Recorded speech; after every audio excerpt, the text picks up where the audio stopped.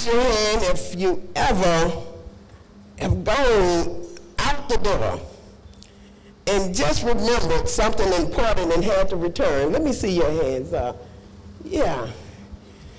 Well, today, with the permission of our superintendent, Dr. Charles Dupree, Miss Susan Valdaski, Miss Nancy Coward, Principal Cosette Church, and Assistant Principal Felicia James, I want you to go back to recover some forgotten and excluded history from the Birmingham, Alabama, 16th Street Baptist Church bombing in 1963. On September 15, 1963, just after the Sunday school lesson had come to a close at 16th Street Baptist Church in Birmingham, Alabama, homegrown terrorist members of the Ku Klux Klan killed 4 little girls. Adam A. Collins, age 14, and 3 other girls, Denise McNair, age 11, Carol Robinson, age 14, and Cynthia Wesley, adopted media last name, but she was born Cynthia Morris, along with unarmed and innocent churchgoers. This terrorist bombing was less than 3 weeks after the March on Washington. It was hateful, and it claimed the lives of 4 beautiful young girls. But it didn't have the results that the Ku Klux Klan had intended. In fact, it fueled the civil rights movement. But wait, we need to go back, rewind, and correct, and tell the whole story. There was another little girl in that bombing, Sarah Collins, age 12. She was still standing in the bathroom after the bomb exploded, moving, moaning, and covered completely in the ashes of the bomb. Unrecognizable, covered with the ashes, shattered glass embedded in her face and eyes. Sarah stood confused and injured, calling for her 14-year-old sister, Adam A. Collins. After the bombing and mourning of the 4 young girls, Sarah Collins' life served as a living testament of all those who were attacked by dogs, sped upon, sprayed down by powerful fire hose, beaten, burned alive, hung and killed, not by just Ku Klux Klans, but by the very ones that were charged to protect them. America was forced to look at itself and re-examine cruel practices against its own citizens. The girl's death, along with the mutilized image of 12-year-old Sarah Collins and the assassination of our President Kennedy, propelled the passing of the Federal Civil Rights Act of 1964, which banned discrimination on the basis of race, color, religion, sex, or national origin. Miss Sarah Collins Rudolph was born into the segregated Birmingham, Alabama of the 1950s, when public schools actively resist integration, even after the 1954 decision in Brown versus the Board of Education that was argued by attorney Thurgood Marshall. During that time, Sarah Collins was not allowed to drink at the same water fountains, stay at the same hotel, restaurant, use the same restroom, or seek medical attention at the same hospital as whites. Today, October the 18th, 2014, at this diverse audience, we celebrate together the 50th anniversary of the 1964 Civil Rights Act, signed by President Lyndon Baines Johnson from Texas. He signed it on July 2nd, 1964. It is my pleasure that Ms. Collins Rudolph is here today with her husband, George Rudolph, to personally remind you why you mustn't take your civil liberties for granted. Please join the Harry Brown Hope Foundation, along with our awesome superintendent, Dr. Charles Dupree, and his outstanding team, Ms. Susan Vadowski, and I hope I'm pronouncing her name correctly, Ms. Nancy Coward, Assistant Principal Felicia James, and Principal Cosette Church, to welcome and present Ms. Sarah Collins Rudolph.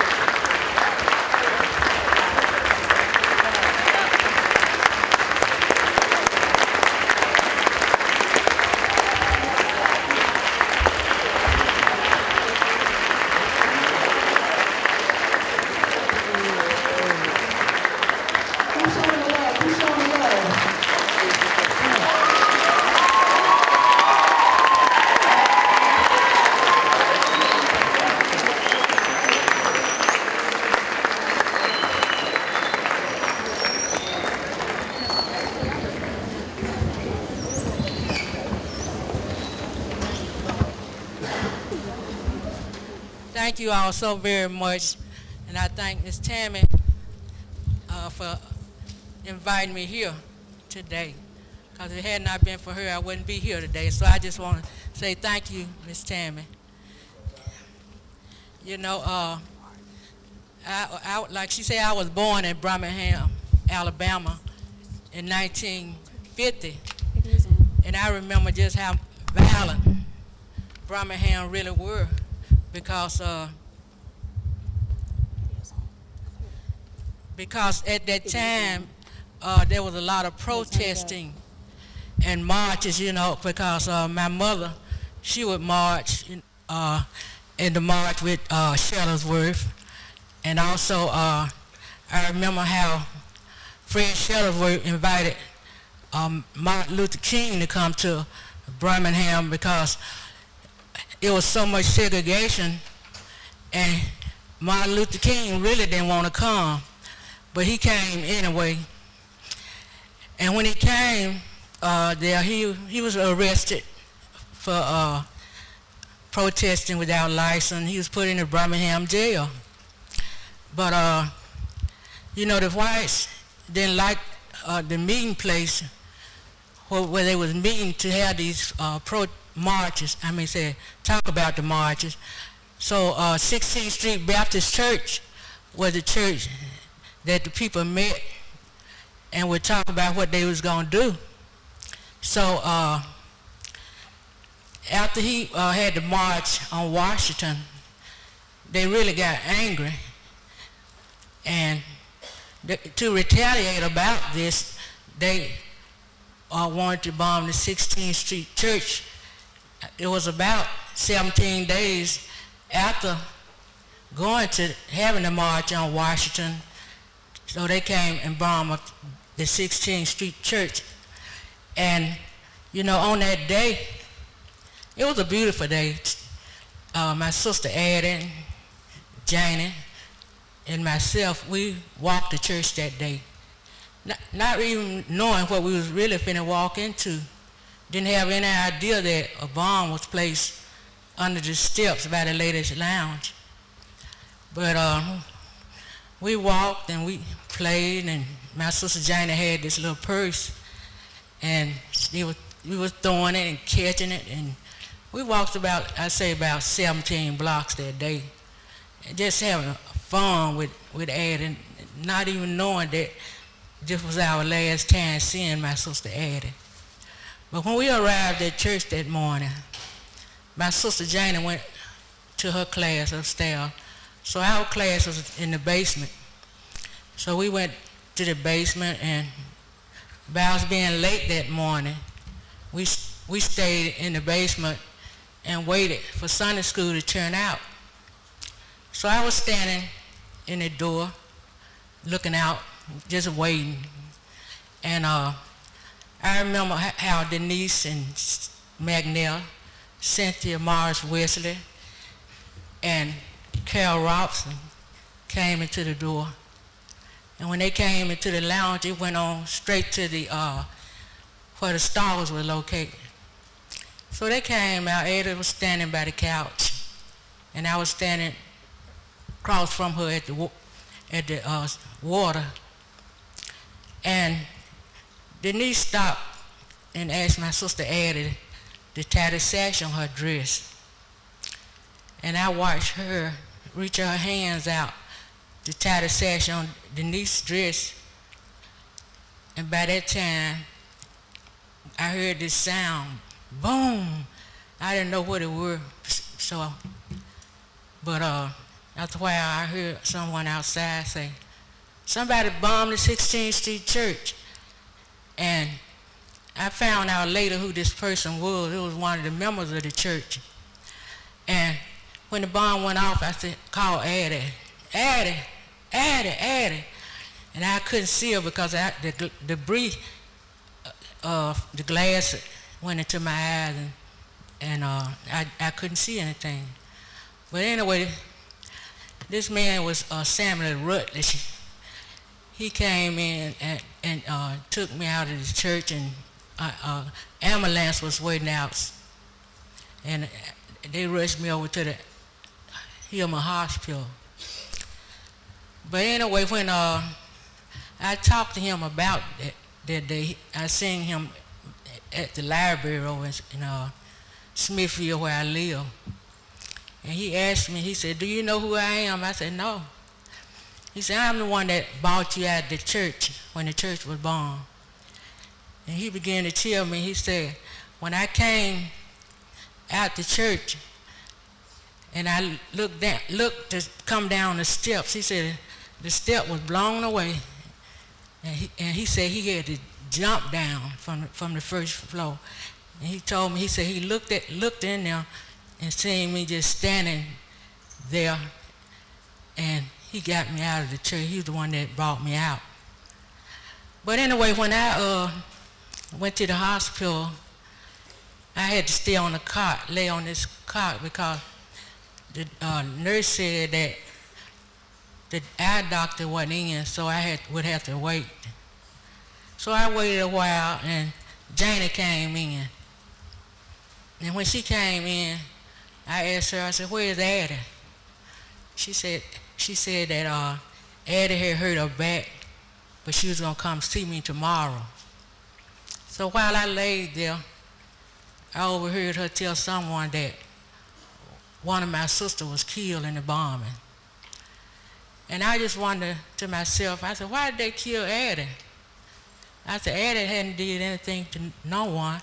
Why? I was just wondering why. And they went on and rushed me to operate on my eyes. And when I came down, that's after recovery, my mother was in the room waiting on me.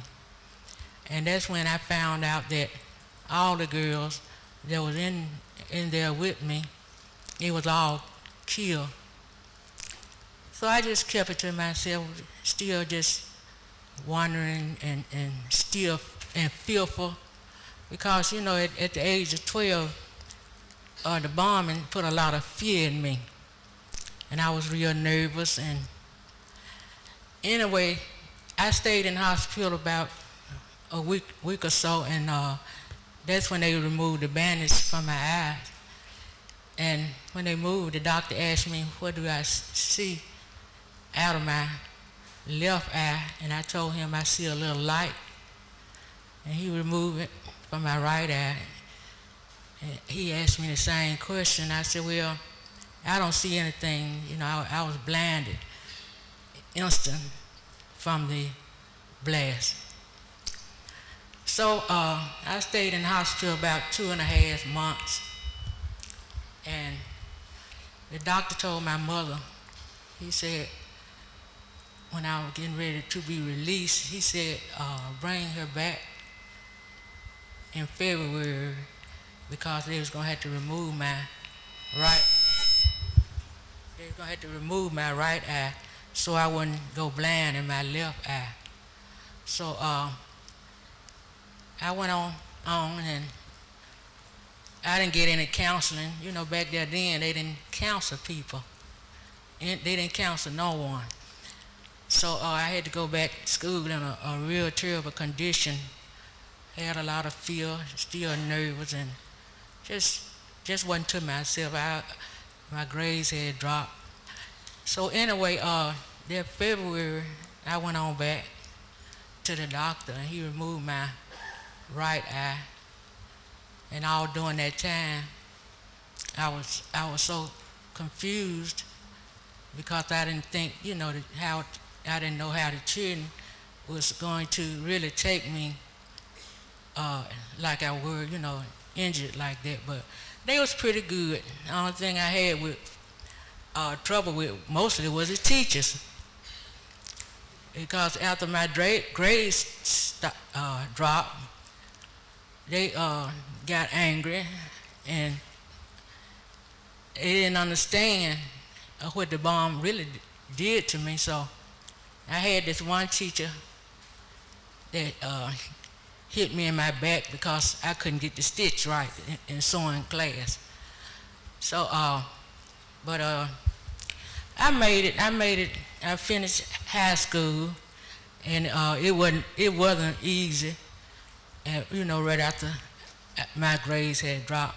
But anyway, to make a long story short, I was in such a bad condition until one day my sister called me after I got older, and she told me to go to this church.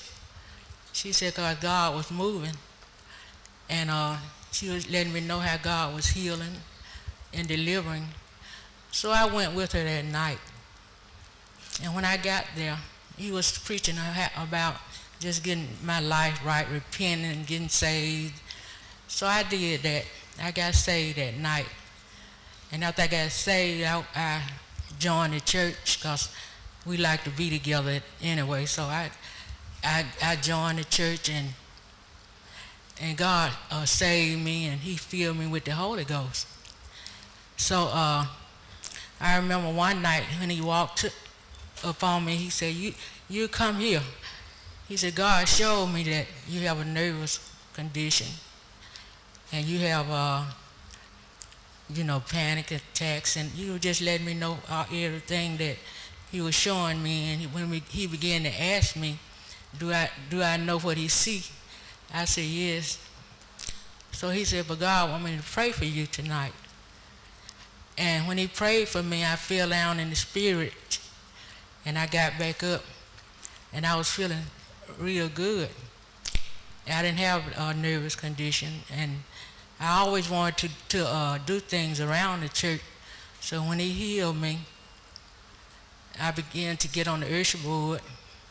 I went up there to sing a devotion leader, and also I went up there to sing a song, and I really couldn't carry a note, but I went up there to sing a song also.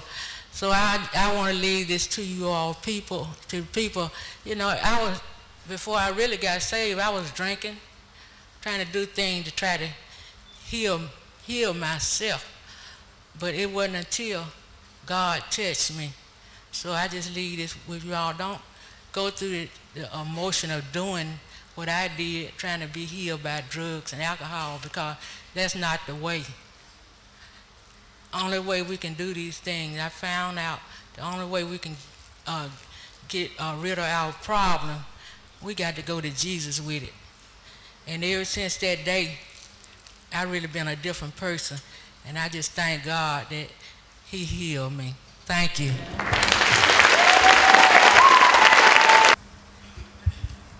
Hi, Ms. Rudolph. I would just first like to say we are very honored for you to be here with us today.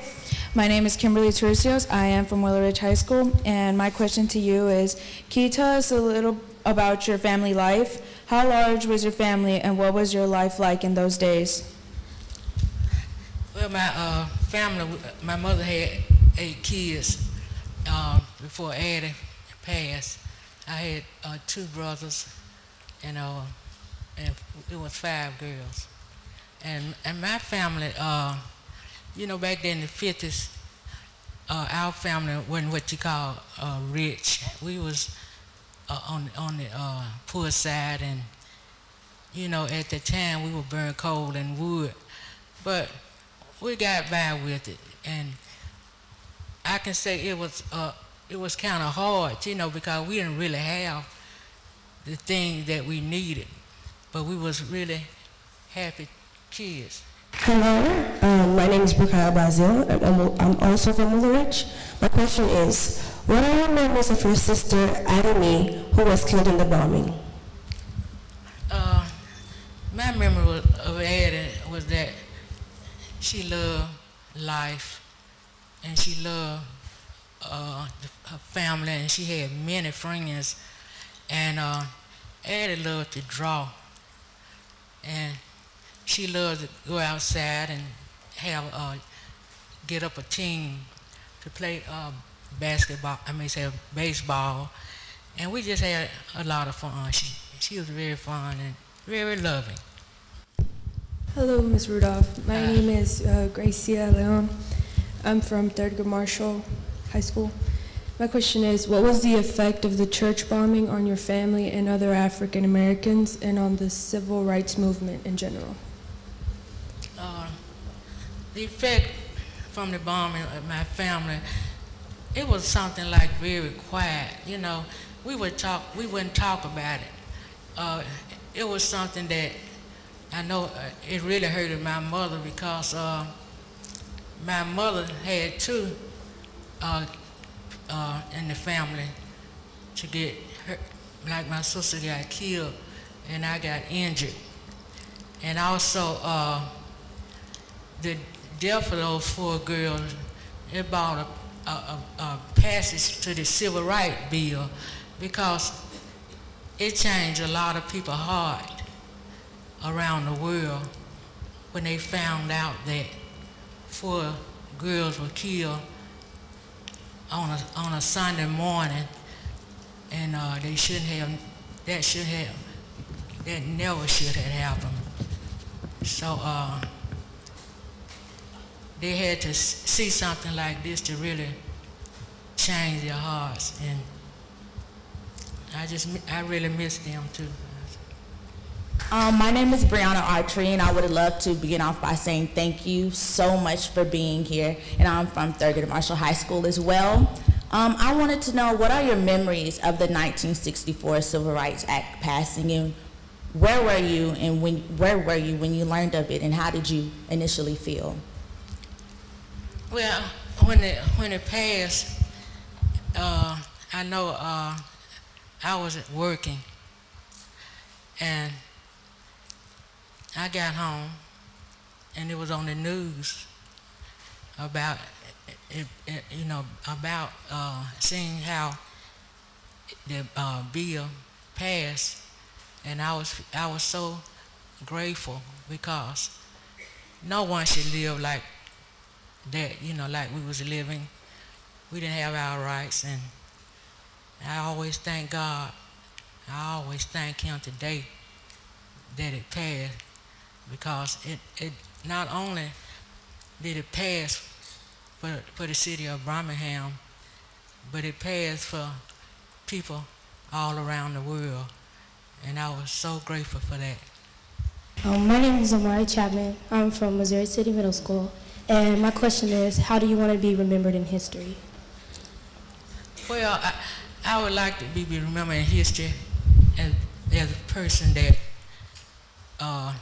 show love and peace, because I believe that that's what this whole nation should be about.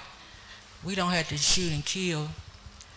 We can love each other. We can put all that killing aside and just love each other, because when you love people, they'll love you back. But some will.